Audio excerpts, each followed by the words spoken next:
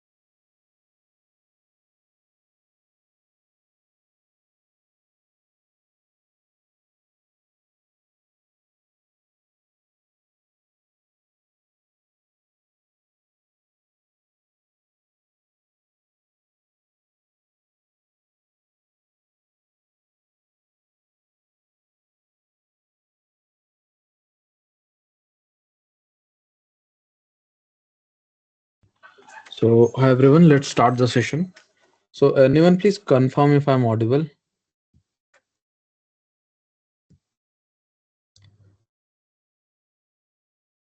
right? So, is my screen visible? Fine.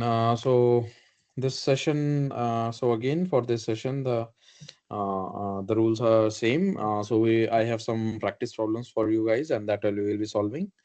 Uh, that I'll be solving so that you all will be able to understand the concepts covered during this week in the NPTEL course, right? And if you have any doubts, please type in the chat box. You won't be allowed to speak. You won't be allowed to speak during the session. Only I can speak, and you have to convey your queries through the chat box. At any stage, if there are any technical difficulties, such as my screen is not visible or I'm not audible, you have to type in the chat box at that moment itself, right? So someone is saying that screen is not visible. Is it true for everyone?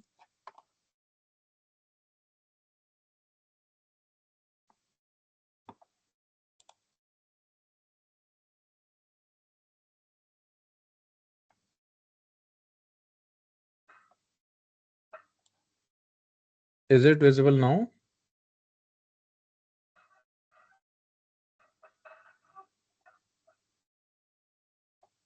Okay, let me rejoin then.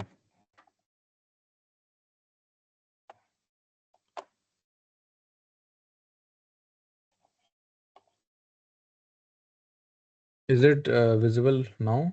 Anyone, please confirm.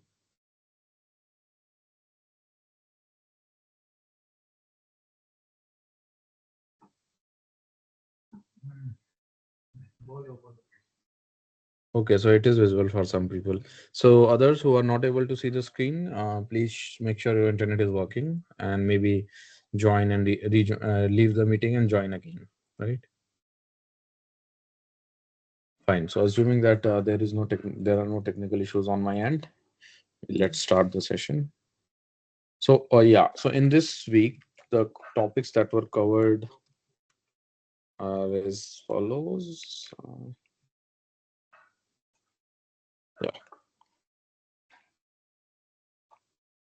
Yeah. Okay. Uh,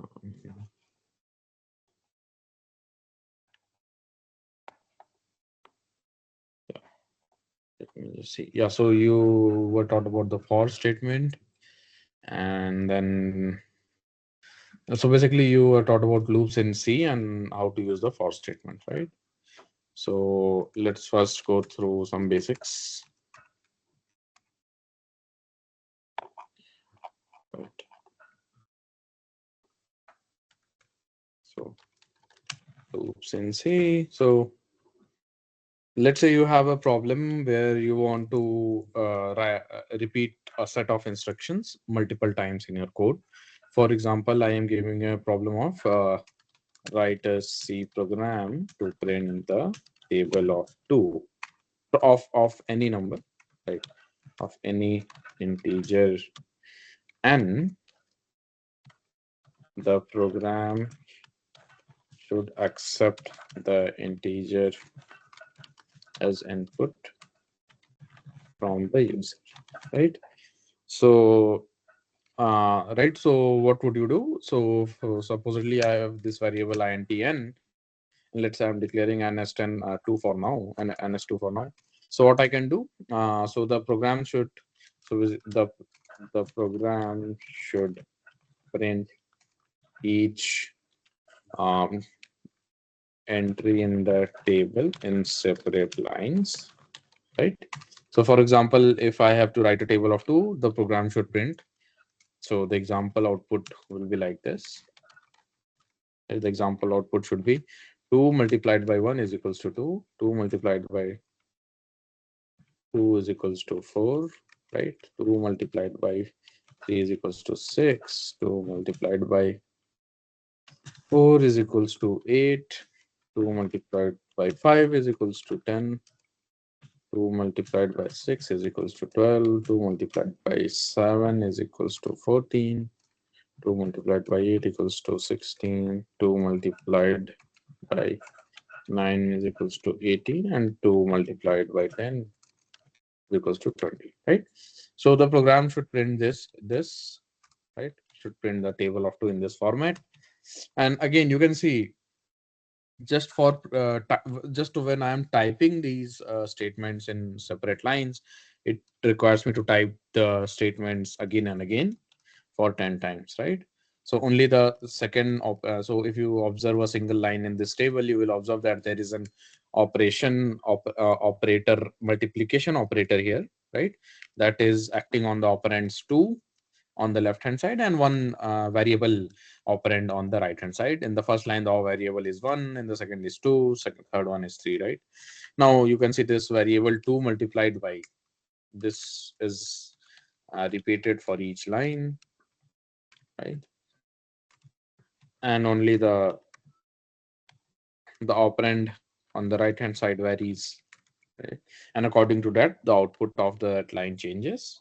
So we can so if, let's say, if you don't have a mechanism to automate this in C programming language, then it is very useless, right? Because that will require this is a very frequent problem where you have to write a program to print run some instructions multiple number of times for different inputs in each iteration. So if you don't have a way to automate this, then it will be very cumbersome in writing all those instructions manually again and again, where the instructions are same, but you have to repeat it uh, for multiple inputs. For example, in this, the instruction was use the multiplication operator x on to and a variable that takes the values from the set of integers between 1 to 10, right? So basically, yeah, you have this instruction, one single instruction that you have to execute for or for the value 2 and the set of integers between 1 to 10. So you have to repeat these instruction 10 times, right? So can we automate this in C? So yeah, so for these kinds of problems, loops come into picture, right? So loops are predefined tokens in C that allow the programmer to execute single instruction on multiple input, right? So execute, and the easiest the introductory loop that you already saw in the previous week was the for loop, right? For loop, right? So how it works? So by the definition of loops, it is clear that it needs to perform some set of instructions, so basically execute some set of lines in the program multiple times, right? uh, okay, someone again is raising queries. So Deepan Roy, you are saying you are not able to see the screen. Is this true for everyone? Because some all other students are saying that the screen is visible. So everyone, please confirm if I'm audible and my screen is visible. Hello, am I audible?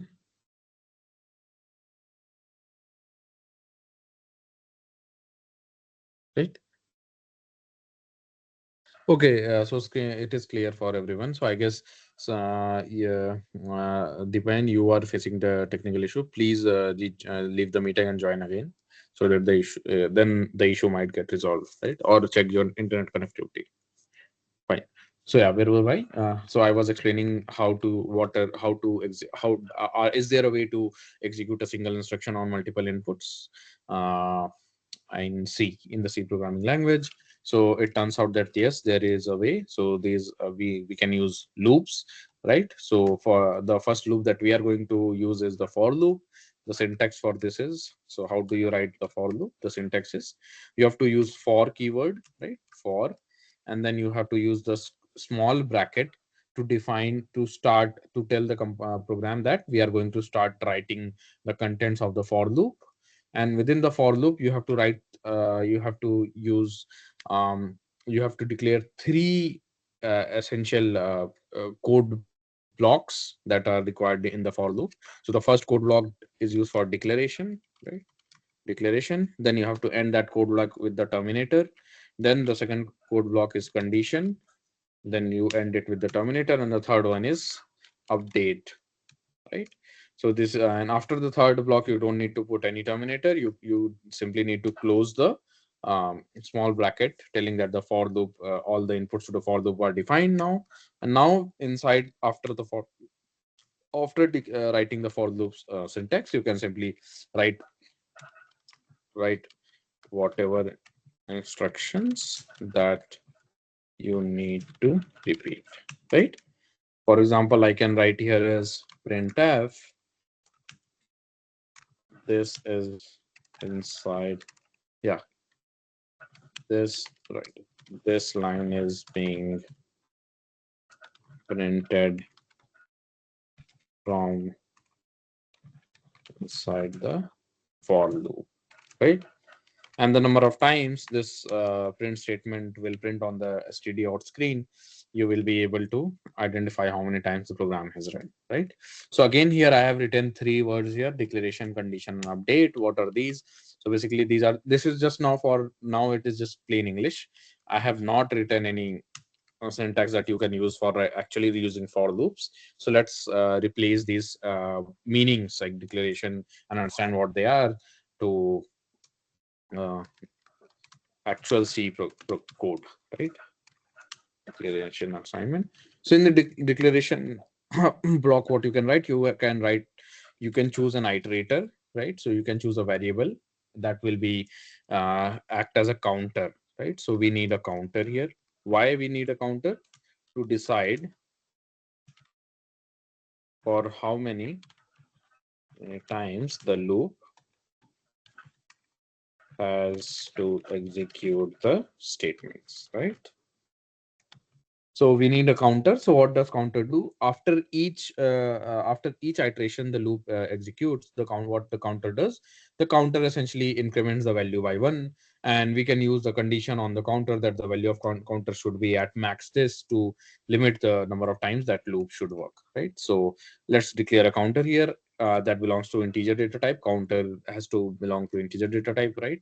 So you declare an counter here with the name counter and assign the value, let's say 1 to it. So basically our counter is starting from value 1. Then the condition block essentially says how many times this loop should work. You can put any condition here. So for us, let's say we are trying to print the table of 2 from 1 to 10. So my condition is the value of counter should be less than or equals to 10, right? So the value of counter should be less than or equals to 10. And then so this is how the loop works. So first, whenever your compiler sees that this is a for loop here, so what it does, it first checks the assignment on the first at when the program execution jumps to this line. First, this assignment block is happening, right? First, so counter is on the value of 1.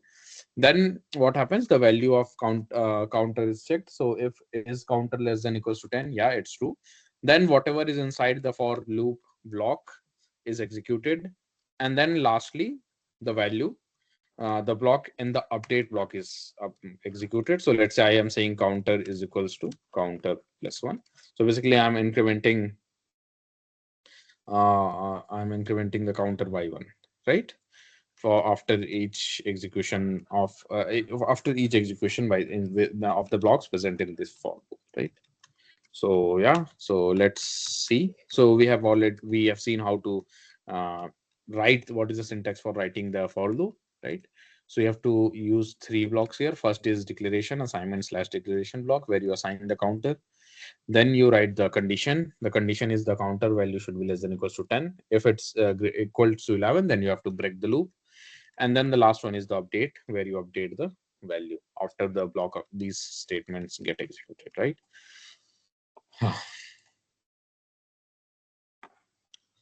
Fine. So now you will see that this print, what will happen? You will see that the std out will print this line 10 times. So the output would look like this: 1, 2, 3, 4, 5, 6, 7, 8, 9, 10. Right.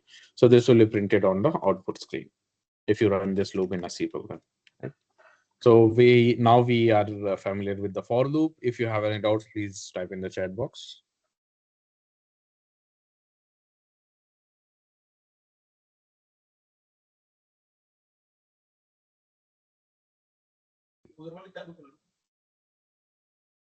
So yeah, so anyone do you have any doubts in using for loop? Will you be able to use for loop now?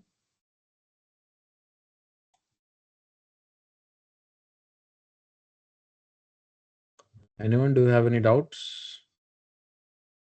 Please type in the chat box. Right?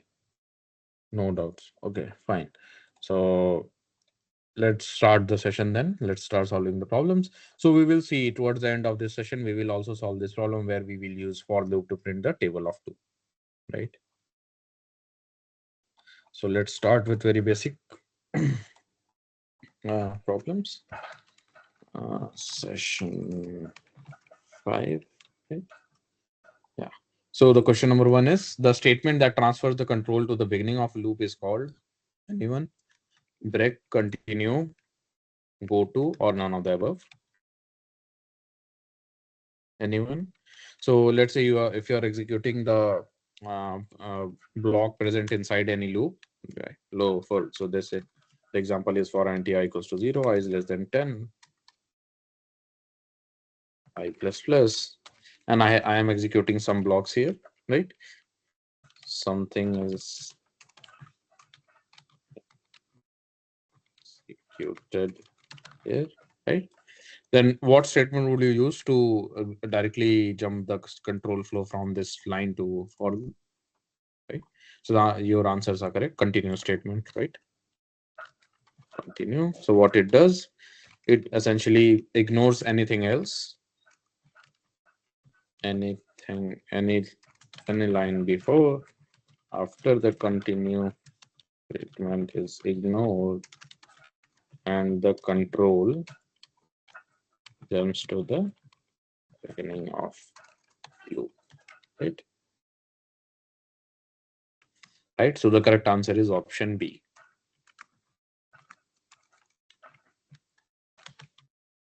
Continue. Right. Anyone do you have any doubts in this?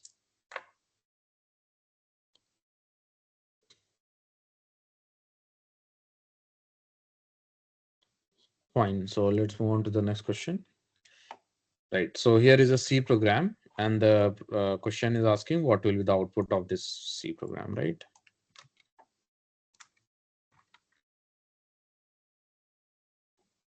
Let's solve this problem. So again, as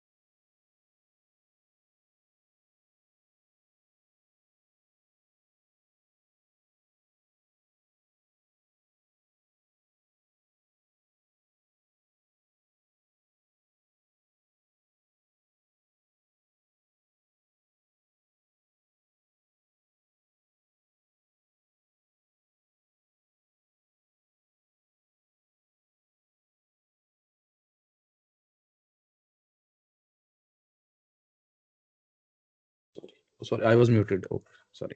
So what I was asking was, anyone, are you familiar with uh, do while loops?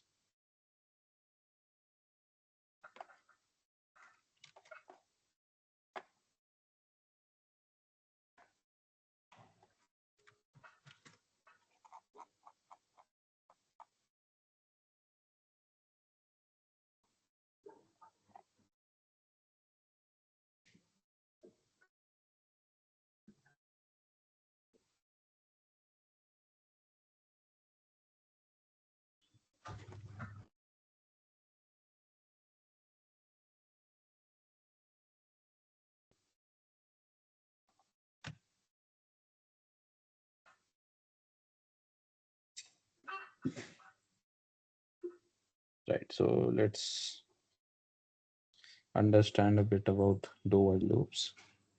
Right. Yeah.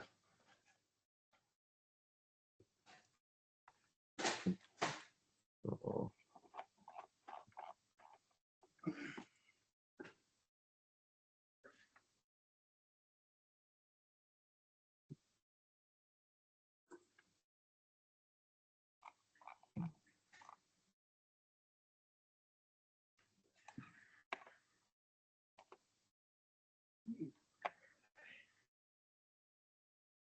so let me reshare my screen. Right.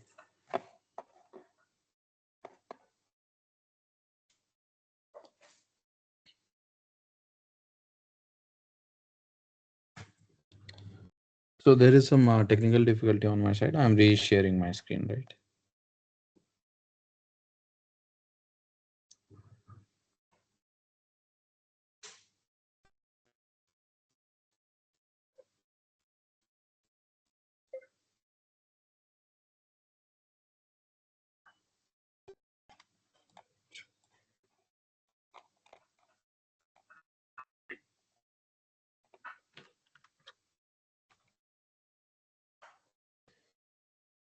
Right.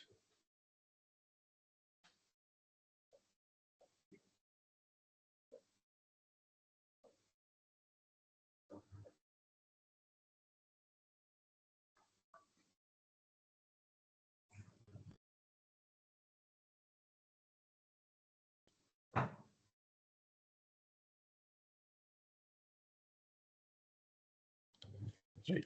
So what I was saying, the what are do while loops, right?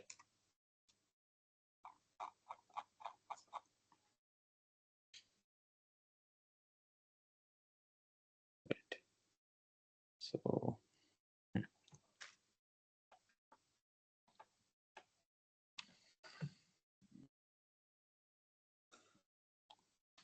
right.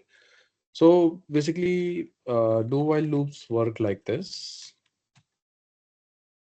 Let me write it after this line. Here,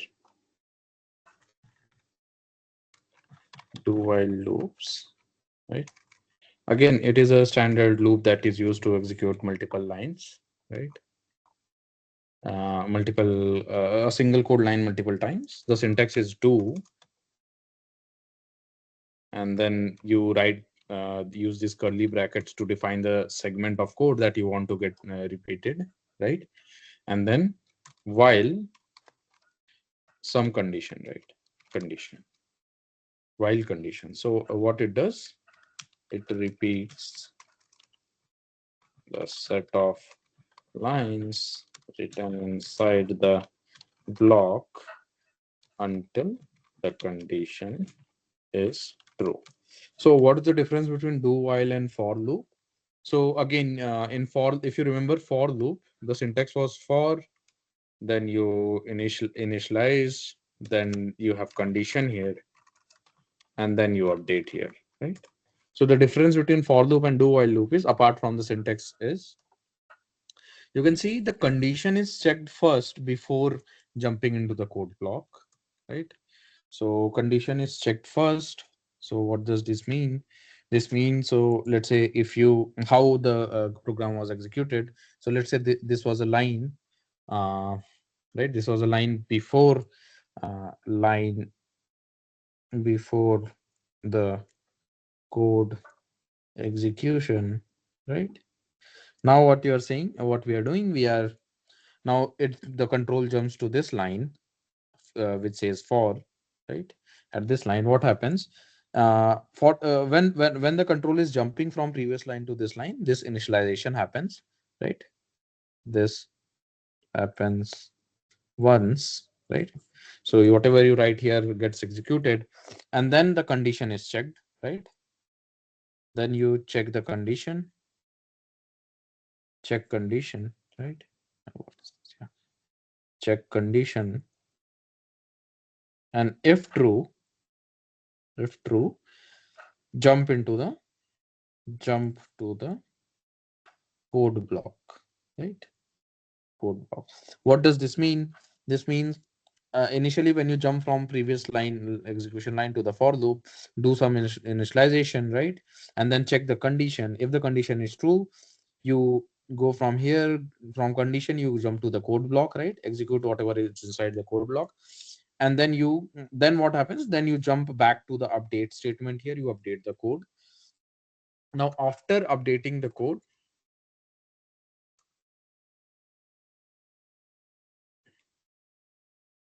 right? After updating the code, what you do? Yeah.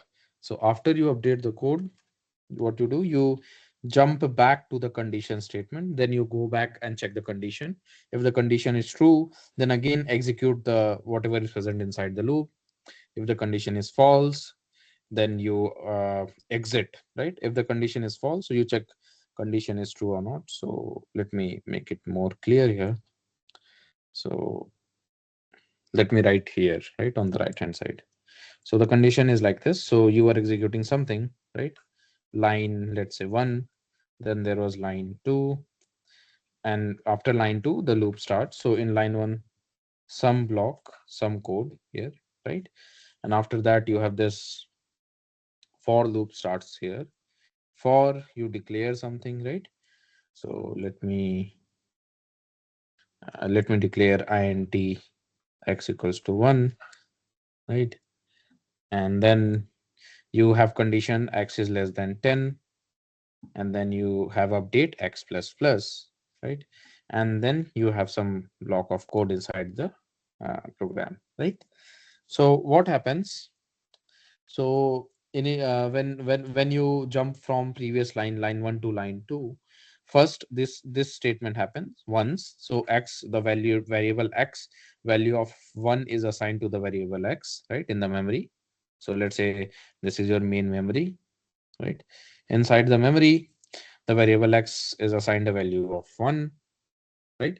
Now what happens after this assignment? You go to jump to the next line, which is next block, which is this check conditional check, which checks is the value of x less than 10, right? If it's true, then you jump.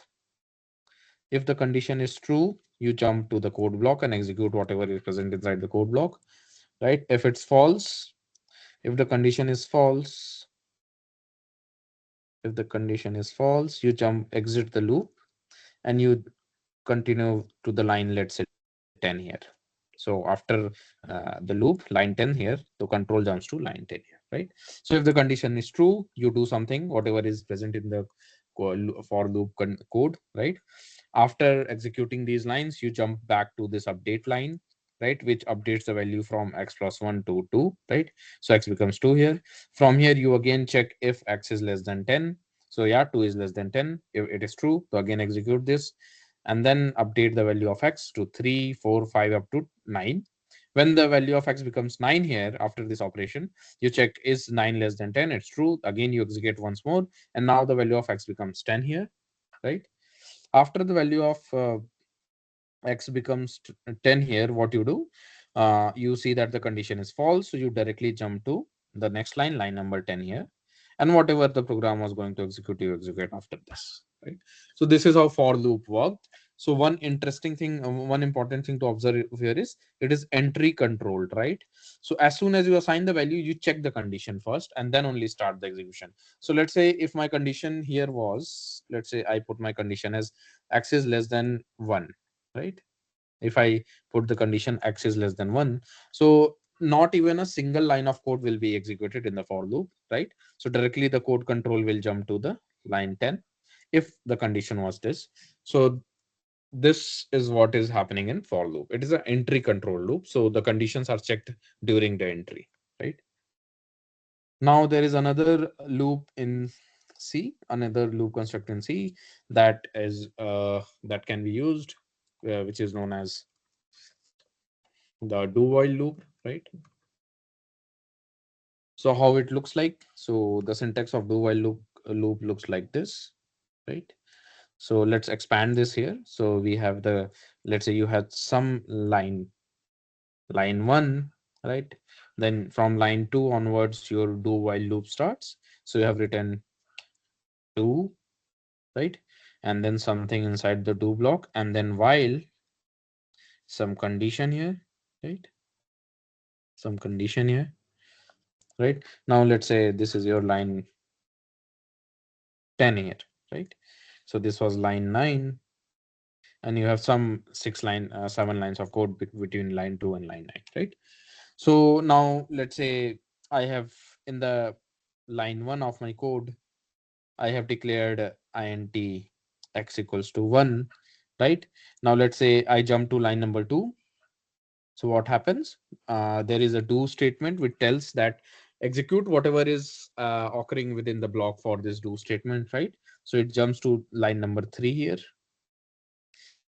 executes whatever is present in this loop, and execute up to line number 7 here, right? And then it checks the condition. So let's say my condition was x is less than 10, right? Right? So it's true. So again, you go back to line number 2, if true, right? You go back here, if true, right? If it's false, then directly jump to next line, right? If false, jump to the next line, right? Now again, in this loop, you have to pay caution here that we are not explicitly, it does not have any explicit update block here. So what you have to do, you have to ensure that you are updating the value of x by 1 within the loop itself, right? Somewhere. Otherwise, the loop will go on and on and on, and this condition will never get true, right? Now let's see one thing. Let's say I am saying I am updating my condition to x is less than 1 here. Then my question is, will anything inside this loop get executed at least once? The question is, do you get the question?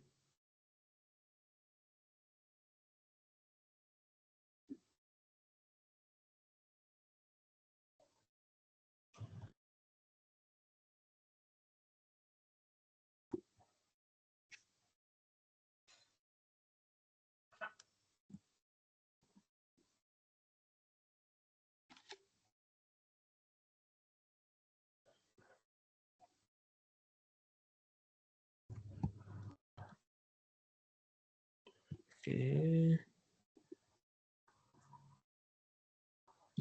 Everyone, do you get this?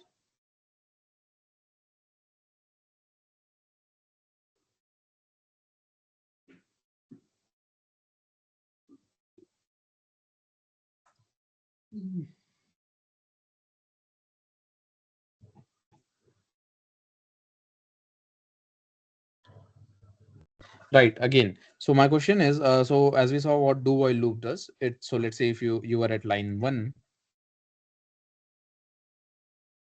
right? You are at line, let's say 1, and you jump your condition to line 2 here, right? So what you did, you jumped the control to line 2 and it says do, right? So what it means, jump to whatever is present in the this block after the line, do line, current line, and execute whatever is present in the program, right? So execute this and then check the condition. If the condition is true, then again repeat the process, otherwise exit to line number 10. My question is, let's see if I had initialized x to 1 and now I have the condition is while x is less than 1. So the question is, will this loop execute any number of times or it will not execute anything, as we saw in the case for loop? Anyone? Right? Right? It will be executing it at least once, right? So basically, the thing is, do while loop, right? do while loop executes a statement, executes the statements present inside its block at least once, right? And also we saw that it checks the condition during the exit of loop, right? At the last line of the loop. So that's why it's also known as exit controlled loop, right? Exit controlled loop. So what it means, the condition is checked when the loop is exiting, right? So now let's go back to the problem that we are going to solve, right? So what will the output this program? Again, we saw that we are using this as a standard IO library, stdio.h, and the main function here, right? In the main function, I am declaring. So let's now again from this class, let's start having a mental map also what is happening inside the main memory. So let me draw my main memory here, right? So this is my memory. And here we have chunks of memory, chunks where we can store data, right? Now I have declared in this line number, in this line, I have declared a variable x with assigned a value 1 here. So x, there is some memory location 1000 that will be storing the value stored in the variable x, and it will be integer value. So currently x contains the value 1, right? So this is the memory location for x, right? Now what you have to do, what we are observing here, we have a do loop here. So we have a do statement here, right? So we have a do statement. So what it does, first you have to go inside the loop, execute the statements present inside the do loop, and then check the condition here, right? This is clear, right? Now what it says, as soon as you go inside the do loop, what you do,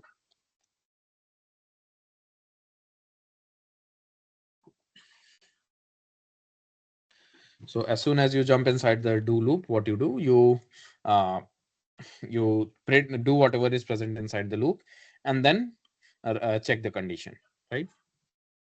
Now the question is what is executed after this. So as soon as you get inside the code block, you observe that there is a continuous statement. Anyone, can you tell me what will it do? What will be the effect of this continuous statement here?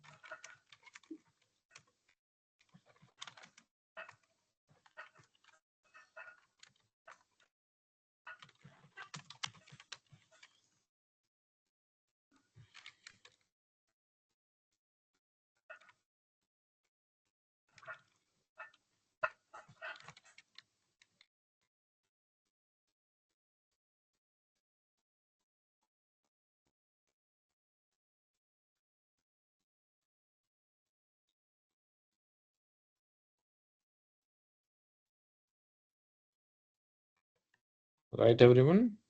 Yeah, so someone is answering that it will jump to the start beginning of the loop, right?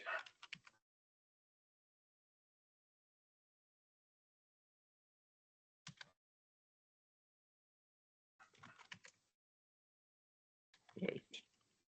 So that's correct behavior.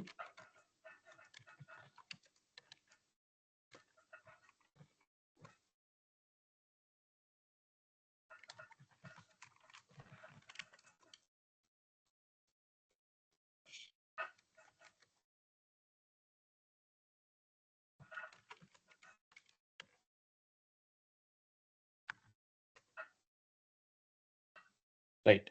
So what will happen for this for this execution of this program is you will observe that uh, sorry. So you will observe that after this continuous statement is executed, the control jumps from this line to this while line, right? And it checks if the condition is true, and it says the condition is true, then again the loop will go back to do statement. Yeah, loop will repeat, right? So it will go to continue statement. The continue statement will jump to the beginning of the towards the condition here, and then this iteration will repeat, right? So again, since the condition is always true and the value of x is always 1, the value of x is not updating, right? So the condition x is less than equals to 2 is always true, right? This is always true. So your program will get stuck in an infinite loop, right? So this will cause an infinite loop. Fine. Is this clear?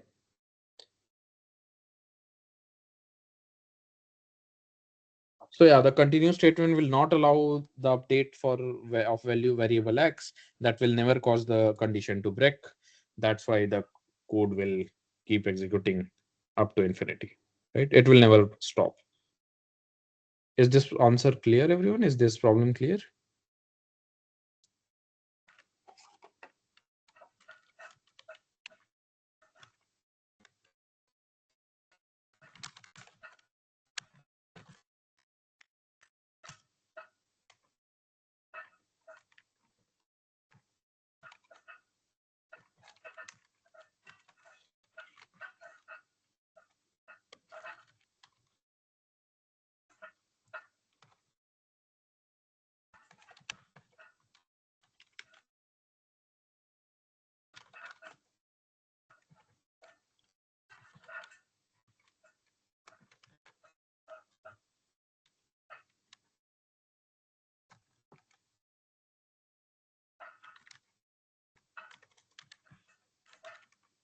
So I'm seeing, yeah, right. So I hope there are no doubts here.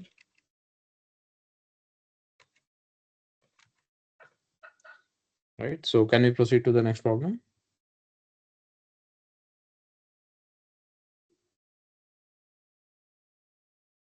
Great. So problem number 3, what will be the output of this program, right?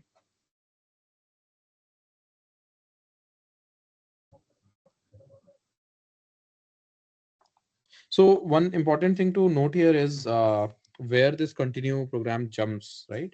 Makes the jump. We all saw that continue statement is useful for jumping in the loop to the beginning of the loop, right? So here, just assume if I change this program a little bit, what will happen? So let's say I'm giving you this problem. So where is my screen?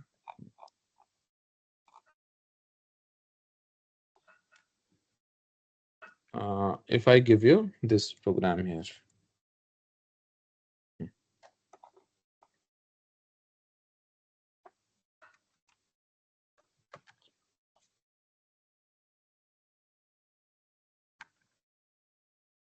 So if my program looks like this, so just focus on the loop part, right? Let's not focus on the other parts of the main program. Assume the template of main program is same. So you have include statement, and within the main program, I'm writing my program. Anti main, and this is my execution part, and I'm returning 0 here. Okay. And hashtag include stdio.h, right? Inside the main program, let's say I'm declaring my variable int x equals to 10, right? Uh, let me make it 1 here. And x equals to 1. And I have this do while loop. Do what you do. You update x equals to x plus 1. And then you write the continue statement here.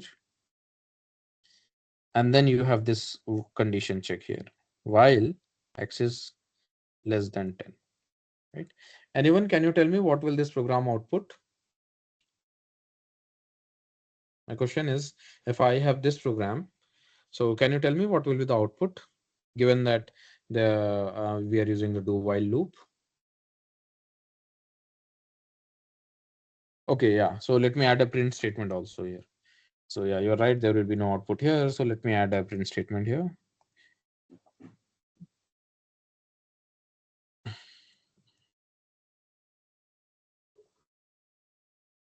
Right. So let me add a printf here, and it says the value of x is %d, right, comma x here, backslash, and also for line change. And now I'm writing continuous statement here. And then I end my loop and write while x is less than 10. And then I close my main program. Right. So anyone, can you tell me what will happen? How many times will this line get executed? Will print on the screen? Printf the value of x is %d. Anyone? Can you answer this?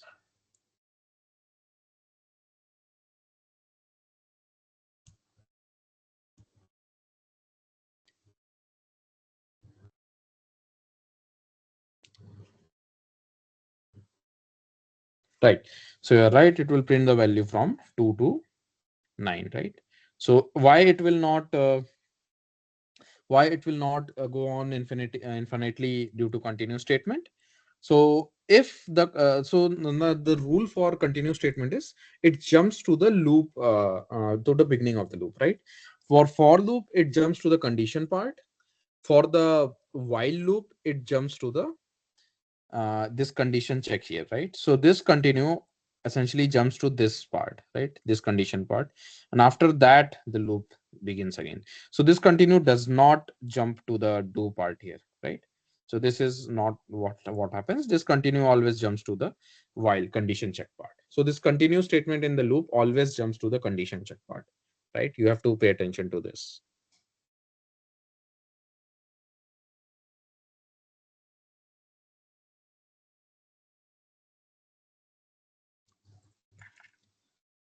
Right? Fine. Any doubts in this program? Should we move on to the next question? Right. So we have this program. What will the output of this program? Right. Again, it is a complex expression evaluation problem. Right. So everyone, please try to solve this problem and start typing the answers in the chat box.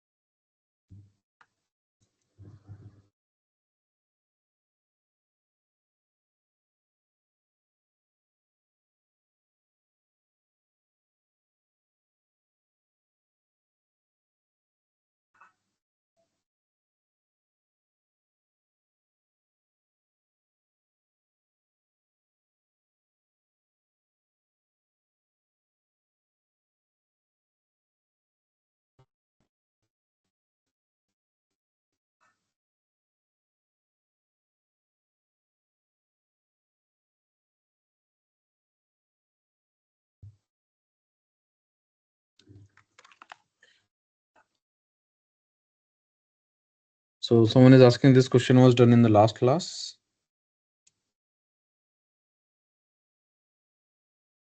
Is this true?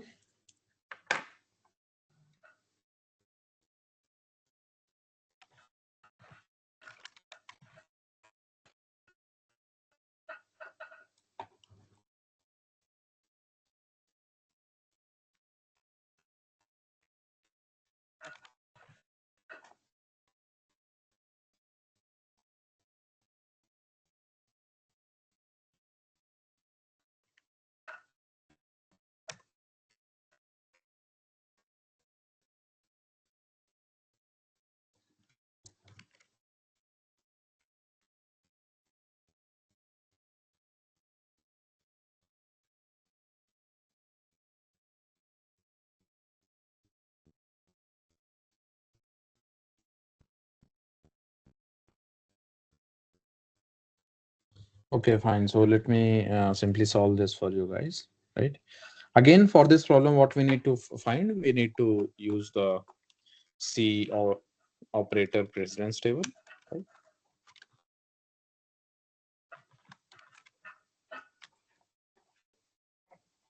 So let me just first let's identify the operators in this statement. So the operators are this equals to operator, less than, question mark, not equals to, less than, double equals to, question mark, colon, right? So again, this so you cannot simply go ahead and start identifying the tokens like this, because it's not entirely like this. So here we are also using a ternary operator, right? Ternary operator, which looks like this. So you have condition, right? Condition, you check the condition. So you have a question mark here, and then value if true, right? Return value if true, and then colon, and then value if false, right? So this is how the ternary operator looks like. So whenever you are looking for ternary operator, you have three operands, and the operator is set of two separate operations, right? As two separate symbols, tokens. One is this question mark, and then second one is colon, and the operands are these three values, right? So let's identify the operators in this statement, right? So the first one is this equals to, then less, and then this ternary operator, right? So this is the condition, this is the value if true, and this is the value if false, right?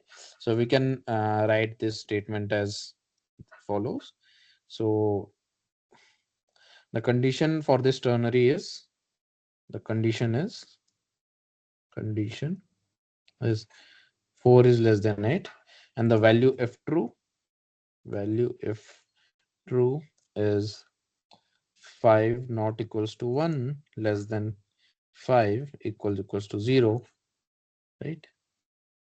1 or 2. Again, this is another nested ternary inside the ternary, right? And the value if false is 3, right? So these are the statements, right? So let's try to solve this problem, right?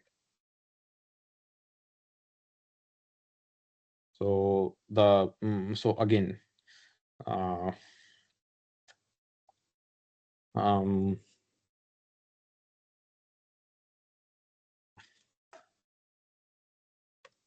so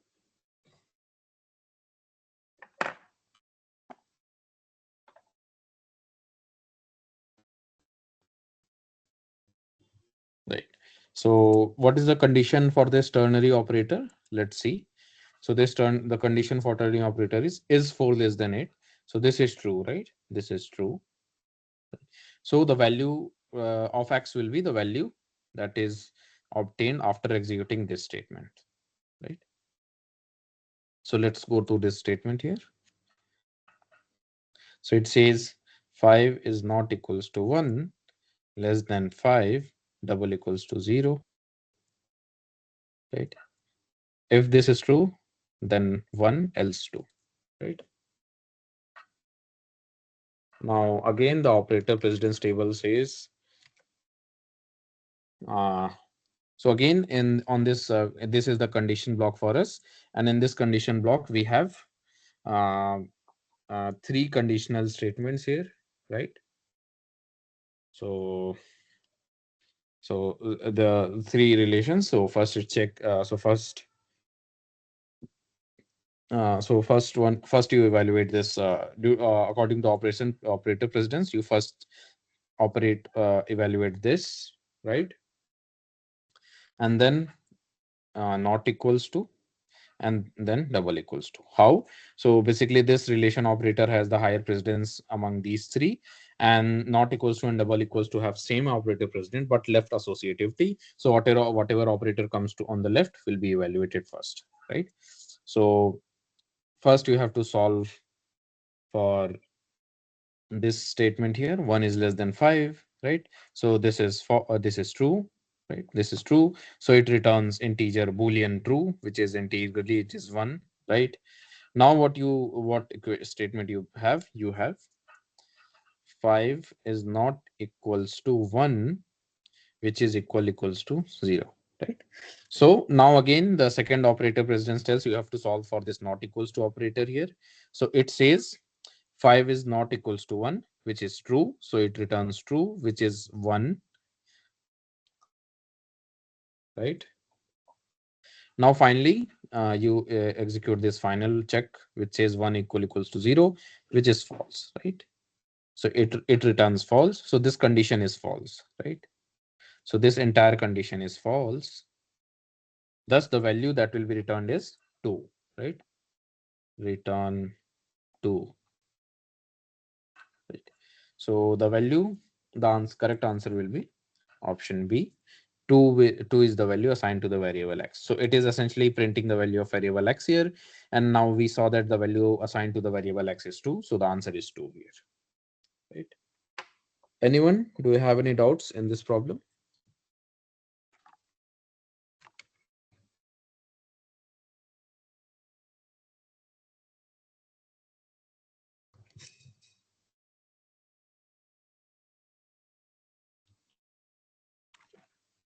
Right. So let's move on to the next question.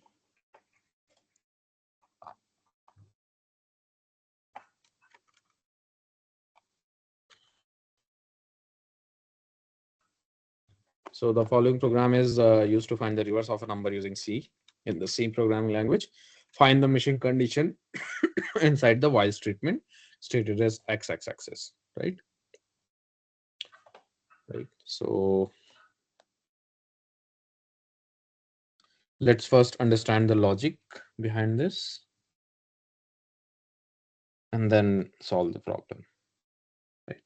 So it says you have this C program, and if you want to complete this C program so that it returns the reverse of a number, right? And we have to fill in the blank for this blank, right? So this is unknown. So what should we write here, right?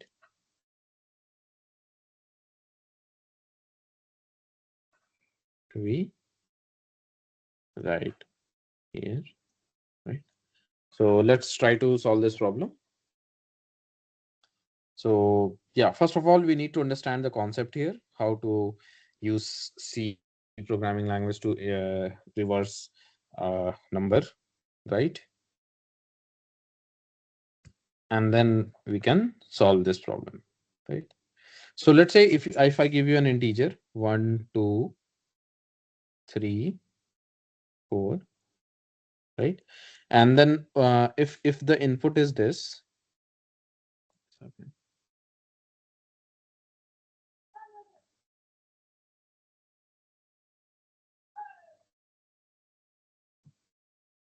wait a second. Let's say if your input is this, then your output should be the numbers in reverse order, right? So it should output 4, 3, 2, 1, right? So how to do this? How to solve this problem using programming? So for this, we need to understand how these numbers are written in the decimal number system, right? So let's start processing the input 1, 2. 3, and 4. So right, I can write it as 1 into 10 raised to power 4, right? Plus 2 into 1000, right? Plus 3 into 100 plus 4 into 1. Yeah, so yeah. So 1 into 1000 plus 2 into 100 plus 3 into 10 plus 4 into 1. This is how we route numbers in our write numbers in our decimal number system. Now my question is how to reverse this number, using programming, right? So here is a clue that you can observe if from this notion is, if you want to reverse the number, what you do, use the same pattern on the right side of your multiplication operator in this operation, in the sequence of operations. You just reverse the order of the digits that you are multiplying with them. So if I copy the statement multiplication values here, so multiplied by 100, multiplied by 1000, multiplied by 100, multiplied by 10, and multiplied by 1, if I reverse the order of the digits on the left hand side, you can write 4 here, 3 here, 2 here, and 1 here. You will observe that it will reverse your number, right? 4, 3, 2, 1, right? Is this clear, everyone?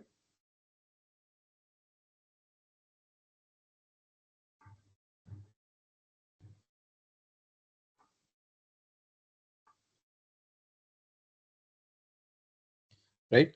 So again, this is very basic way to do this, to achieve this. Now, if let's say if you want to do this in C program, what logic would you think of doing, right? What logic will be here? So the logic will be, so let's say so in C, let's say if I start if I have a way to extract the digits in a number, in an integer, right? Let's say I have a way to extract digits in a number, then I can do this, right? So the two things that I need here is number of digits, right? The number of digits, because that will define the power, right? And then I need a way to extract digits, right? So let's see how, let's first solve this first problem, how to extract the digits. So what is the value if I do this operation 1, 2, 3, 4? Modulo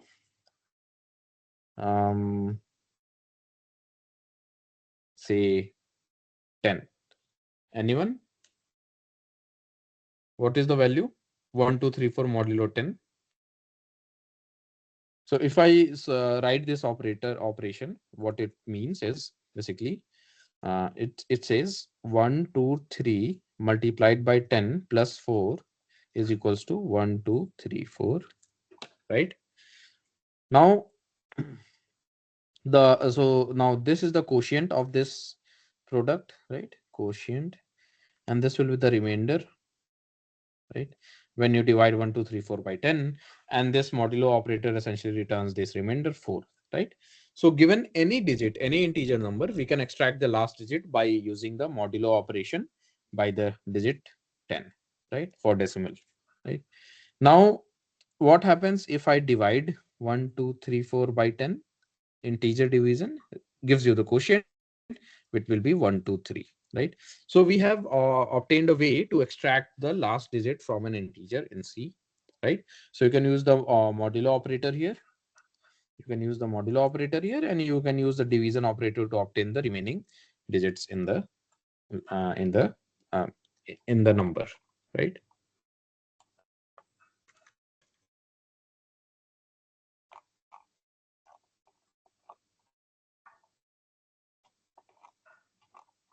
Right. So now we can use this logic to solve our problem, right? So how?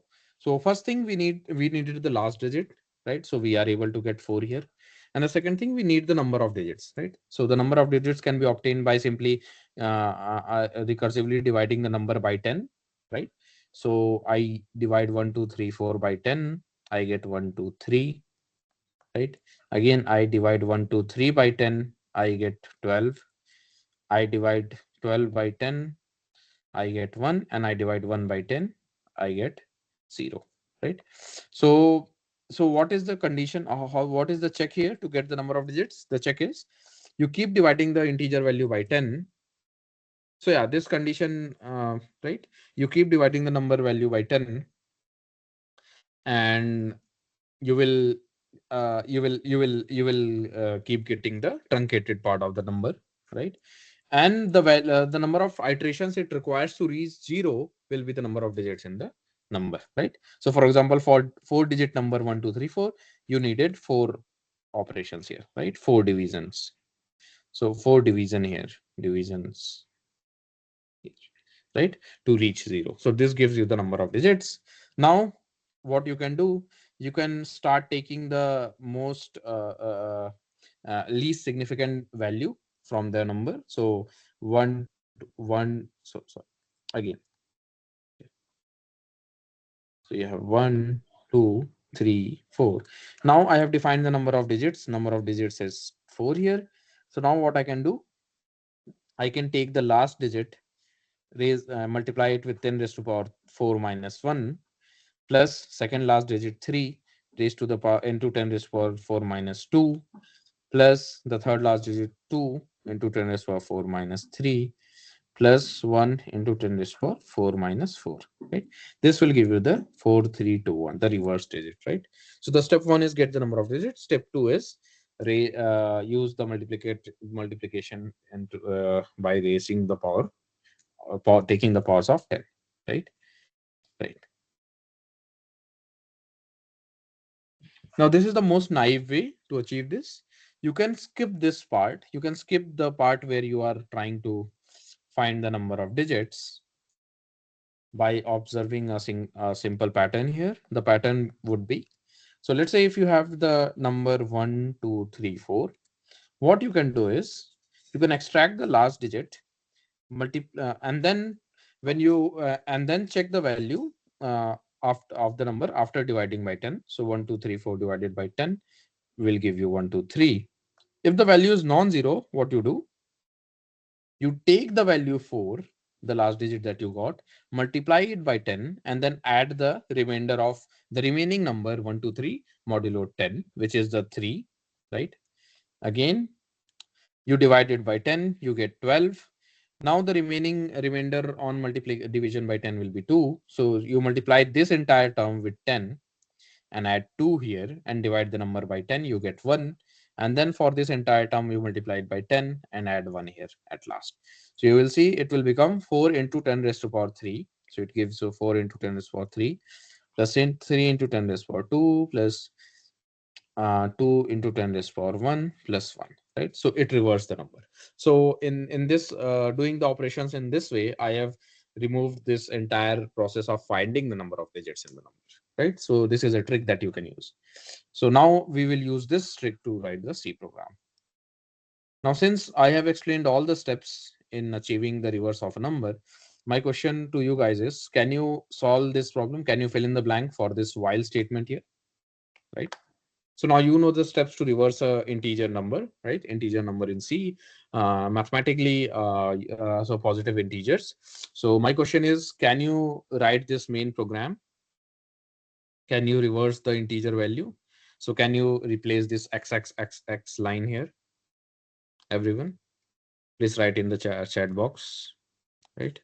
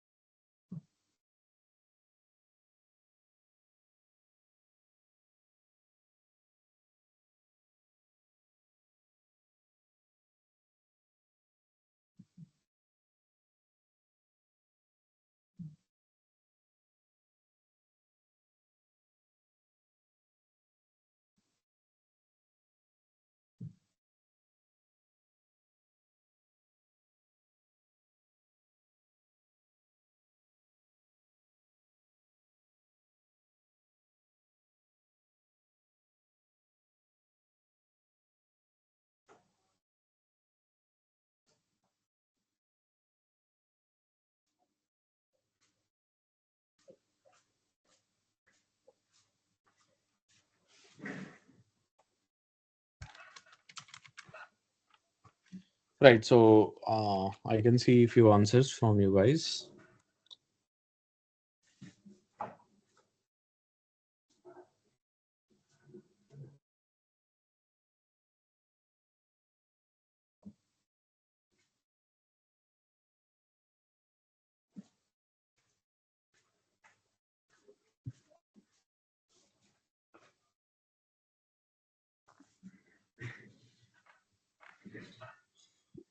Right. Again, the C program that we can see is it is first asking the user to enter an integer, right? It takes the integer value, saves in the variable n. Now there is a condition. The remainder is n divided by 10, n modulo 10. So it takes the remainder. Then sets reverse number equals to reverse number into 10 plus remainder. And the initial value of reverse number was 0. So it starts with 0 into 10 plus the remainder of n modulo 10, right? So the last digit. That's the least significant digit, right? And it repeats this, right? So we already saw the condition for this is we have to do until the value of n is not 0, right? So the condition here is x should be n is not equals to 0. So option A is correct, right? Anyone, do you have any doubts here?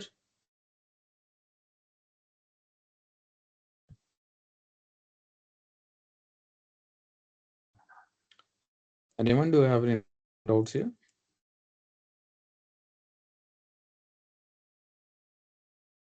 Great, fine. So let's move on to the next problem.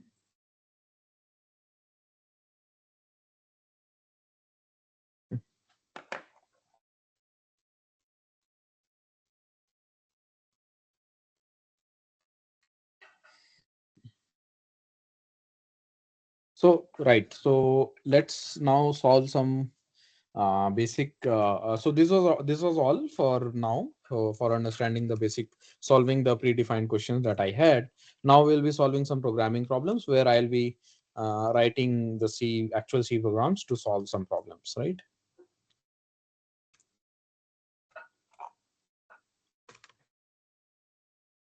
So the easiest, so let's start with some one problem from a previous session on the topic from the previous session, and then we will proceed with our problems for this session, right? So let's say I have this problem statement. We have you have a store, and the store uh, gives a discount based on the membership status and the amount spent from of a user.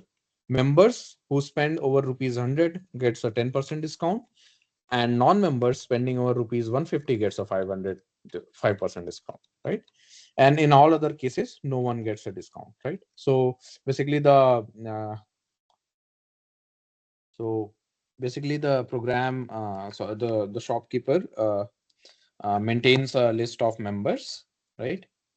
So you have a shop, you have a store here, right? You have a store,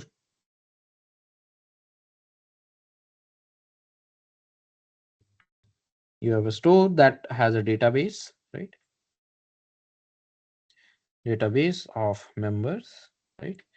Members of the store, right? Now if the customer comes to the store, so let's say you have this database, and if a customer comes to the store, the store you have to write a program in which the store enters the user customer's detail and tries to find out if the customer is a member of the store. If they are the customers, then you have to give them a 10% discount if they are spending over rupees 100. If they are not a custom member, then if they are spending over 150 rupees, give them a 5% rupees discount. Otherwise don't give any discount to anyone, right? So let's try to solve this problem. So if a user comes, right, is the user a member, right? Yes or no, right? No, right? If the user is a member, then check the spending, right? Check the spending, right?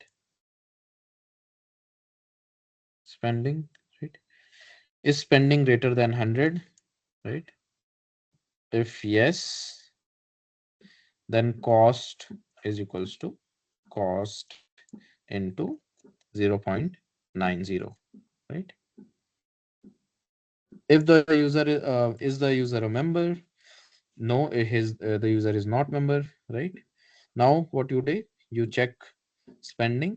Is spending greater than 150 rupees, right? Yes. So what you do, you update the cost as cost into 0.95, right? 5% discount. If the spending is not less greater than 150 rupees, you have a no here, then your cost is cost, right? Cost equals to actual cost. One, again, if the spending is not greater than 100 here, right, the cost remains same. No. So this is the logic that we'll be using to solve this program, right? So we will be using if else statements for solving this problem. Right. So let me share my screen.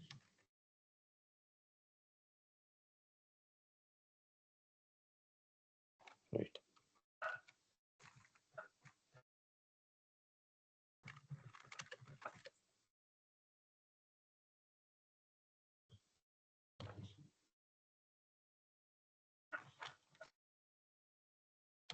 Right.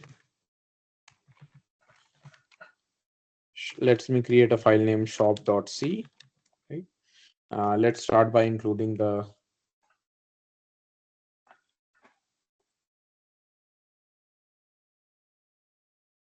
yeah.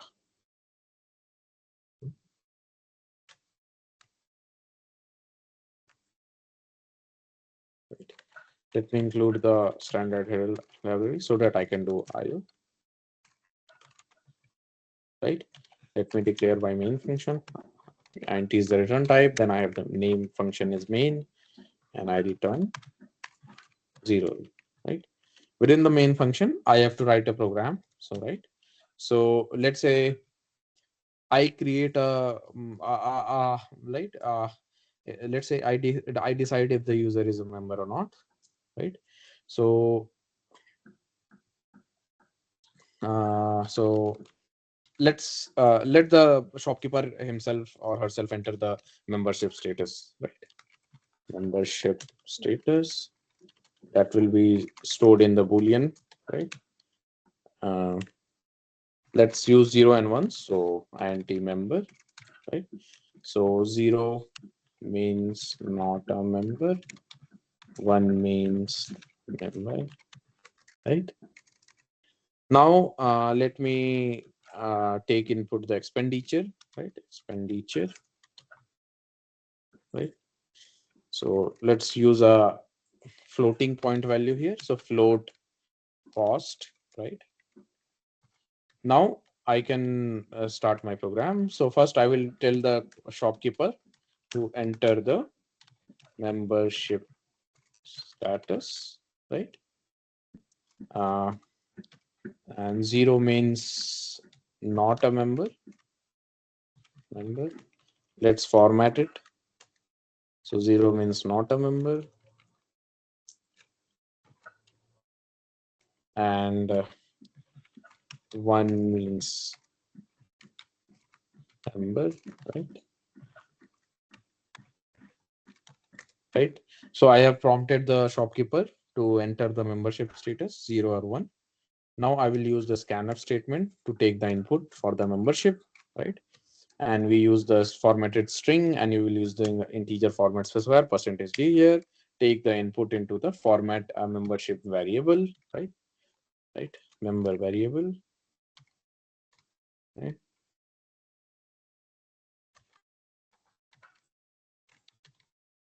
Right. So member is an integer variable. I'll be taking the membership status in the variable, right? Now let's add some sanity check here. Add sanity check. So whenever you are writing C programs, any program, right, you have to ensure that you are checking for sanity, right? So since I am assuming that I'm using int member here is an integer member type, and I want it to take only values 0 and 1, then then you have to check if the values are correct, the input is correct or not. So all sanity checks are very important in programming, right? So I will be checking that if the value stored in the member variable is 0, right, or is the value in member stored in the variable member is 1, right, the values are correct, right? So if none of these two conditions are true, so if not, so basically how this conditional gets evaluated, you solve this, right, this condition block which says either the value of member is 0 or the member of value is 1. If any of these two conditions is true, it will return true, it will return 1, and the inverter here say will return invert it to false, right? So if the condition is returns true, it will become false. If returns false, if it return becomes true, right? Now what you do, if this is the case, you have to tell the user that wrong input, please enter the membership status as follows, right? And again you use this scanf block here, right? Now you can always convert this, we can always use while loop here for this sanity check, right? So while I can replace this if statement with the while loop here, right?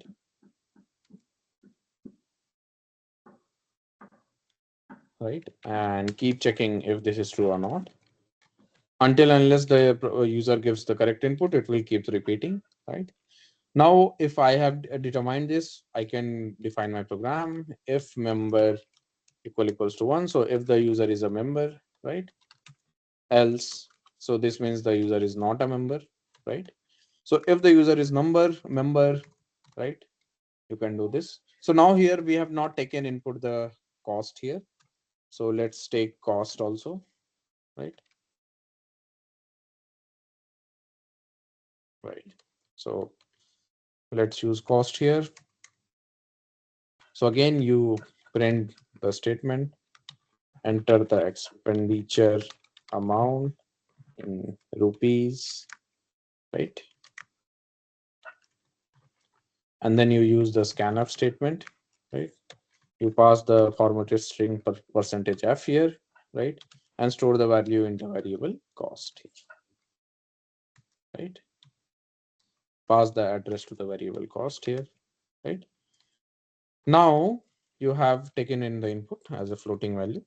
Now if the user is a member, what you check, if cost is greater than 100, if the spending is greater than 100, right, what you do, you simply tell the user the cost final expenditure amount,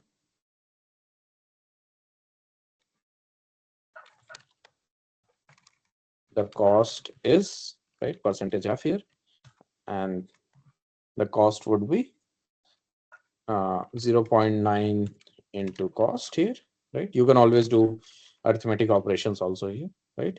Else if the cost is not greater than 100, then you don't give any discount, so the cost will be exactly equals to the cost, right? The cost is cost, right? So if the user of was member and the expenditure was greater than 100, they give a 10% discount, so cost become 0.9 times of the cost. Else just return cost here, print cost here. Else again you check for the same things. If cost is greater, if the user is not a member, you have to check if the expenditure is more than rupees 150, right? If expenditure is more than 150, you print the cost is percentage of backslash n, and you give 5% discount, so cost become 0.95 times of cost, right? Right. If the expenditure is more than 150 rupees, else you give no discount, so you simply print the cost is percentage F, right? And print cost here, no discount here, right? So we have covered all the cases in our program, and in this program we have also added a sanity check here, right? Which allows the user to enter correct, which checks if the member values are 0 or 1. If they are not 0 or 1, the loop gets repeated until unless the values are correct, and then the user can execute, right? GCC shop.c, right? Let's go ahead and compile our program. Right.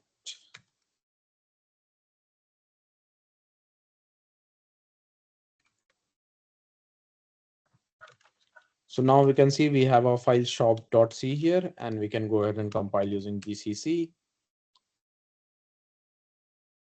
shop.c.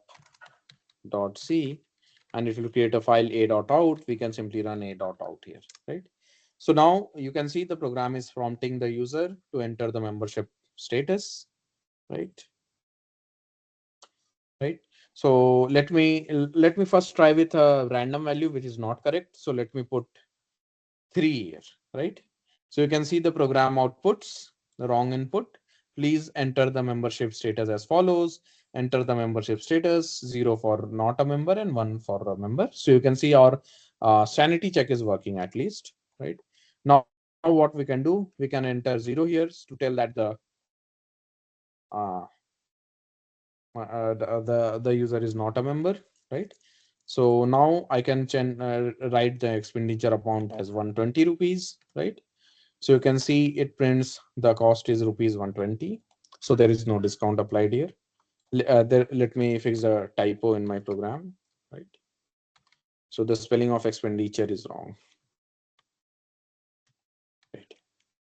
Right. So again, let me compile my program again and then run my program a.out. This time, let's say the user is a member. So I enter 1, and now I enter the expenditure amount as 120 rupees. You can see it becomes 108 rupees, which is a discounted amount after given discount of 10%. So the 10% discount on rupees 120 would be 12 rupees. So the user has to pay only 108 rupees, right? So this is how we solve this problem. So this is how we can use C programming language to write these kind of complex programs. So through this program, what I wanted to explain is how to use while loops, how to use for loops in C, and then if else statement here, right? So someone is asking, should we keep a sanity check if cost is negative or positive? Yeah, that's true, right? We can add a sanity check here also, right? Sanity check to ensure that the expenditure is always positive, right? So again, we check if while cost is less than 0. So while cost is negative, you just repeat the process of taking input for the cost, right? Right. Just tell the user you have entered invalid expenditure amount. Expenditure has to be greater than 0, right? Right. So now this is another sanity check that checks if the condition expenditure is positive or not, right?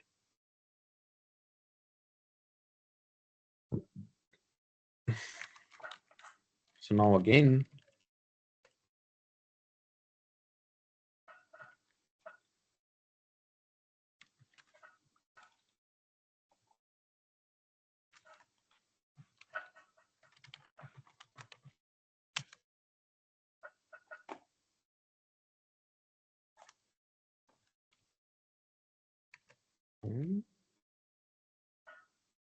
yeah, right.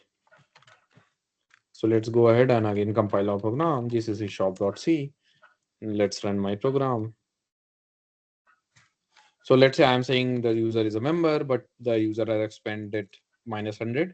So you can see the program is now telling you have entered invalid expenditure amount. The expenditure has to be greater than 0. So now re-enter the expenditure. Let's say I say 100 this time. And now this time the it says 100 rupees, right? Yeah, someone is saying, is there no Boolean? So there are Boolean variables in C, but there is no fixed. There is not a fixed format specifier for Boolean. So that's why I'm using integer here, right? Someone is saying expenditure can be zero also. Yeah, that's true, right? We can modify our condition as per our requirement. So greater than equals to zero, right? So it can be zero also, right? Any doubts in this program? Anyone? Everyone, do you have any doubts? Please type in the chat box.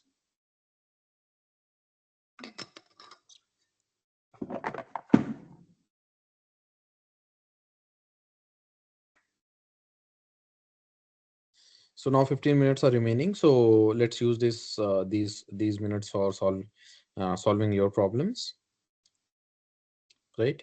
If you have any queries, please type in the chat box.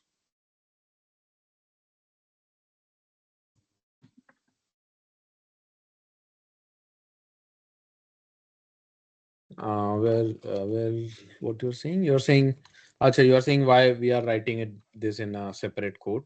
So this is also valid, but what is happening here is this is not entirely necessary. So basically, I'm using a formatter that is actually changing my code. So this is the correct code. We don't need to take worry about this. Why it is writing in separate lines, right?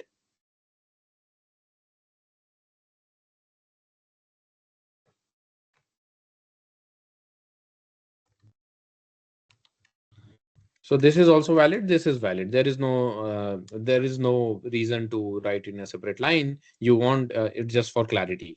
That's it.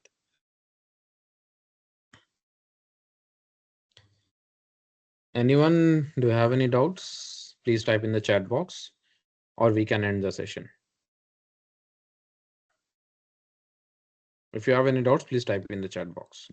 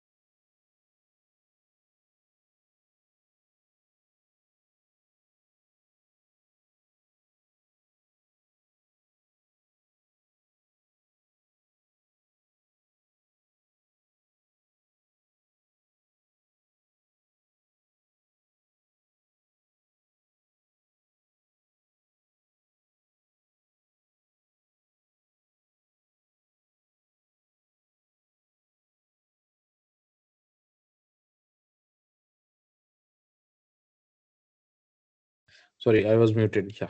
So I'm saying that the code is right.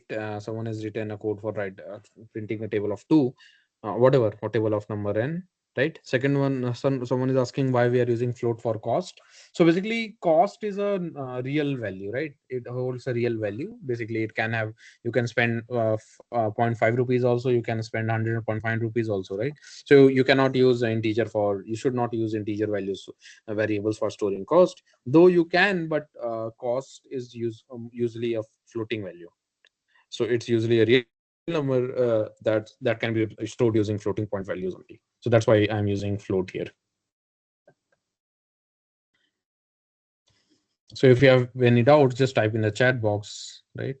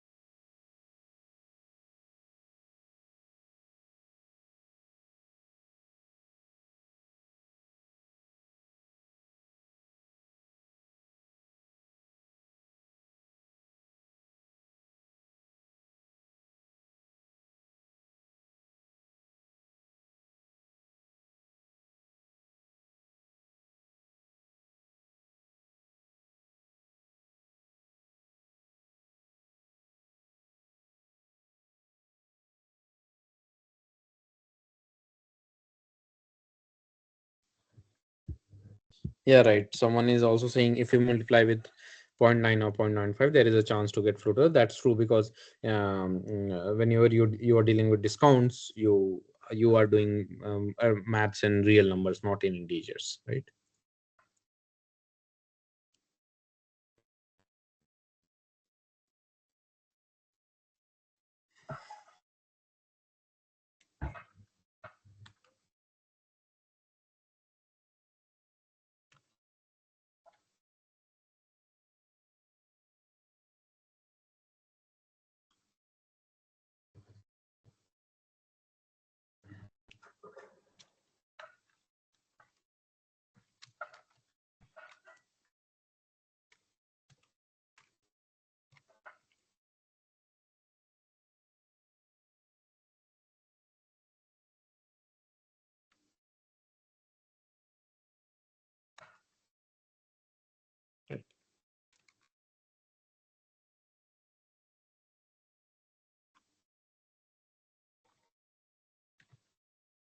So now entire code should be visible.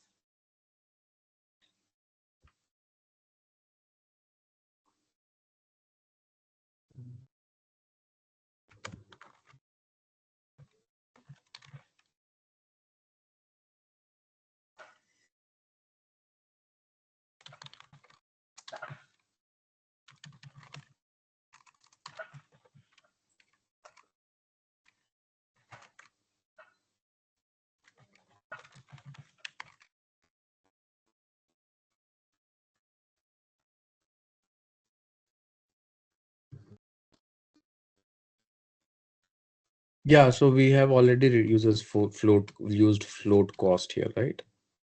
In this highlighted line, you can see I am already writing float cost here.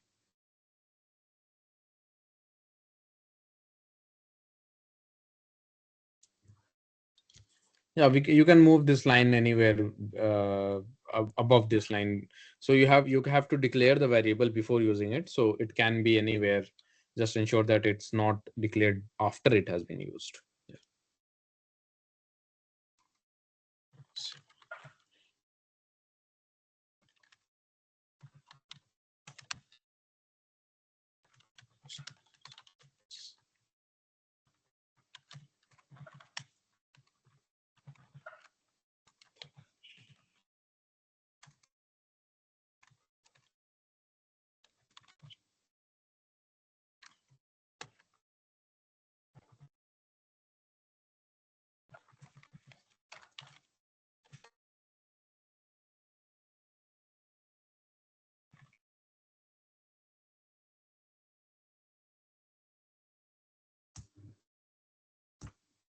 Right, this get ch and clscr commands in turbo c are specific to that that id only, right? So it's not required in gcc. Yes.